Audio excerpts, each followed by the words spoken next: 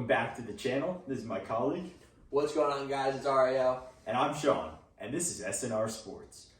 Today we want to talk about the NFL awards coming up this Saturday, and we want to make our Super Bowl predictions and really dive into that game.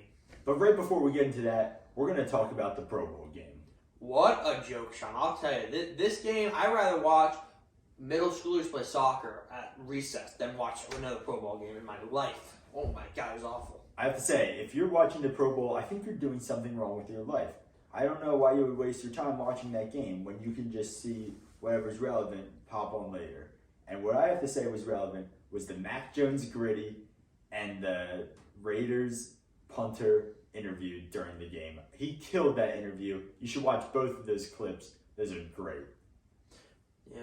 All right, now let's dive into the awards. Sean, who do you have winning Offensive Player of the Year? So, Offensive Player of the Year, it's easy to give it to a quarterback or the same guy who's going to win MVP. But I think Jonathan Taylor earned it. He had a great year. He unfortunately did not make the playoffs. His quarterback, Carson Wentz, just sold the year. And he had one of the best seasons that a running back can have, probably since Adrian Peterson in 2012. So, who do you have winning Offensive Player of the Year? Listen, I think that's a hot take, Sean, but listen, Jonathan Taylor did great. I don't want to take anything away from him. He's just not my Offensive Player of the Year. My Offensive Player of the Year, I got to give to Aaron Rodgers. He played unbelievable during the regular season, Sean. And you want to know what makes Aaron Rodgers so good? He's so accurate, and it's not even that. It's the fact that he does not turn the ball over. If you want to win games down the stretch, you got to keep the ball in your hands, and that's what Aaron Rodgers does. So, on to the next topic is Defensive Player of the Year. Obviously, there's always some big names that are just stay in the conversation, Aaron Donald being one of them. So that's why he is not my Defensive Player of the Year, but it's Trayvon Diggs of the Dallas Cowboys leading the league in interceptions. No, psych! Cowboys are trash. It's Darius Slay, league Defensive Player of the Year, carrying the Eagles, bringing them into the postseason, something Jonathan Taylor couldn't do for the Colts. And that's why Darius Slay is the Defensive Player of the Year. What about you? Listen, I'll tell you this one thing. Darius Slay is as good as this garbage can right here, okay? Now that I got that off my chest, listen, you got three big candidates for the Defensive Player of the Year, and I'm going to take this serious, Sean. You got Nick Bosa, you got TJ Watt, and you got Aaron Donald. Those are the big three who we think might win Defensive Player of the Year.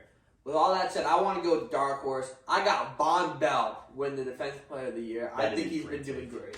That is a great take. Thank you. And just because of that, I'm going to drop another great take. Josh Allen is the league MVP, bringing the Buffalo Bills into the playoffs, winning the AFC East with not that great of a supporting cast. I mean, Cole Beasley, obviously great. Stephon Diggs, beast. But Josh Allen, league MVP. Love his fourth down plays, like fourth and one, just tucking in. Nobody can stop him. Listen, Sean, that's a hot take if I ever heard one. Listen, I love Josh Allen. I think what he's doing for Buffalo is great, right? Now, with all that said, there's no way that Josh Allen from the Buffalo Bills is winning the NFL MVP. I don't know if you know what MVP stands for, but it stands for Most Valuable Player, okay? And well, with that, I think I know who you're taking. Oh, my. Considering the storyline around the GOAT. Listen. Tom Brady was the most valuable player in the league this year, bar none. You cannot convince me otherwise. If Tom Brady does not get that MVP, they're going to burn down cities. You heard it here first. Like I said, you've fallen into the trap of the storyline, and you're probably falling into the trap of the storyline for the Super Bowl as well. But let's go right into that. Robbie, what do you think about this Super Bowl? Two former number one overall picks facing off LA Rams versus Cincinnati Bengals. Who you got? Yeah, listen, I mean, I think the big question is can the Bengals beat the Rams?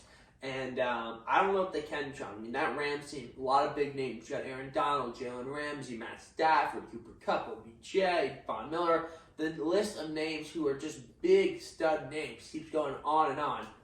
This Rams team is legit. Here's the thing.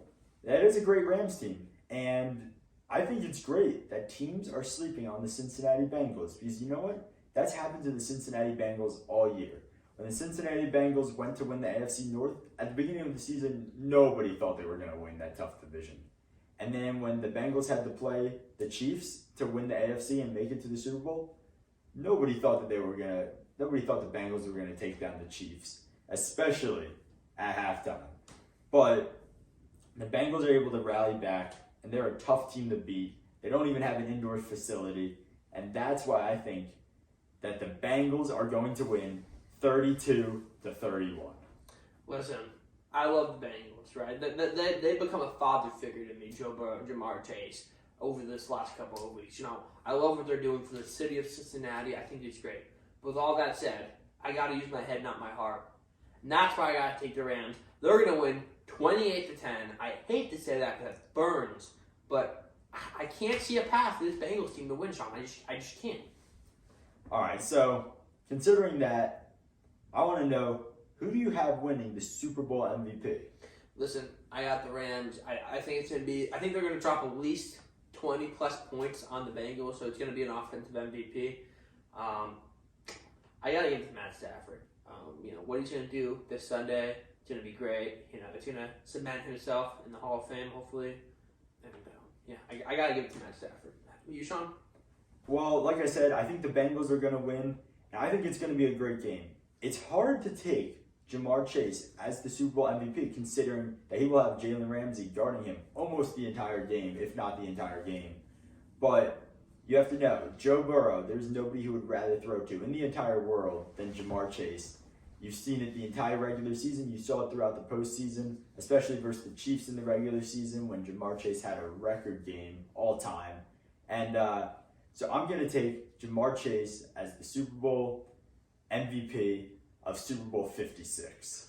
Now listen, with all those predictions set in stone, the video will be on YouTube forever, right? Let's go into the question everybody wants to know that we brought up 2 weeks ago. Cooper Kupp is scared right now because he knows that if he beats this 49ers team, he's going to have to play against Von Bell, and it's probably going to be death for him. And everybody is afraid of Jamar Chase. Just look at that man. It's up to you, and it's up to Cooper Kupp. Should Cooper Kupp be scared? Let us know in the comments. Von Bell obviously going to have a great Super Bowl, and we'll see you next week after the Super Bowl when we drop our Super Bowl reactions. Peace.